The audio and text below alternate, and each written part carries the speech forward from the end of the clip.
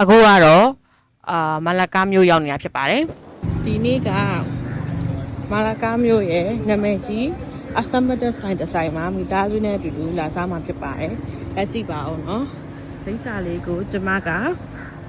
နောက်ဆုံးဗီဒီယိုနောက်ဆုံးလေးမှာတင်ပေးပါမယ်ရှင်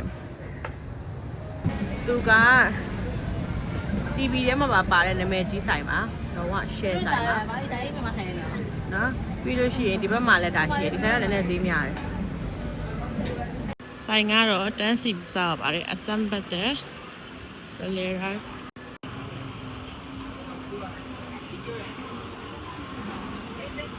ဒီကတော့အဲ့လိုအများကြီးပါပဲရှင်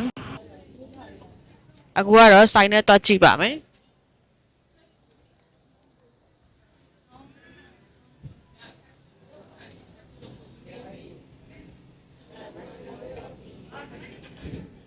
ဒါကငါးဟင်းဒါကပစုံဒါကငါးကင်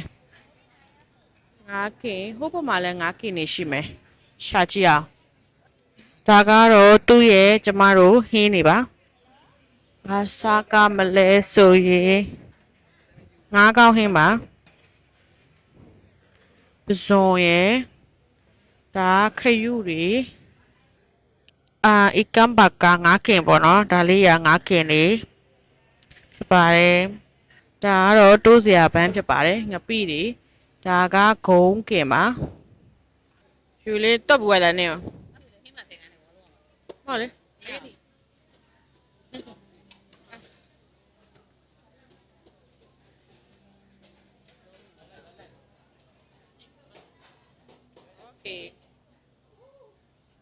ဒါကတော့ဆော့တွန်ပါဆော့တွန်ဆိုတာကီမွန်ပေါ့ဒါကတော့ကျမတို့တိုးစရာပါဒါကတော့စက်သားပုံမှာကျမတို့ကစနစ်မုတ်လေးနဲ့ကြော်ထားတာပါဒါငပိပေါ့နော်မလေးငပိအစုံပါဒါလေးကတော့အရွက်ကြော်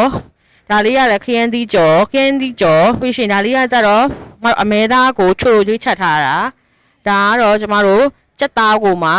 กินထားတာပေါ့နော်တိုးစရာရဲ့ကျမကူနာငါးကောင်းတဲ့ရုံးမလီတီဟင်းကိုအရေးတောင်းခဲ့ပါတယ်ကျမတို့အဖွဲ့မှာတယောက်မှငါးကောင်းမစားပါဘူးရှင်ဒါလေးကတော့နောက်ဆုံးရှင်နေဖြစ်ပါတယ်ကျမတို့စားကောင်းလာမေးနော်ဟင်းရတော့မဆိုးပါဘူးသမင်းကတော်တော်မာသွားတာပေါ့နော်ဆန်မချက်သေးတဲ့ပုံစံမျိုးဖြစ်လို့တိတ်တော့မစားချင်လိုက်ပါဘူးတပကံပဲပေါ့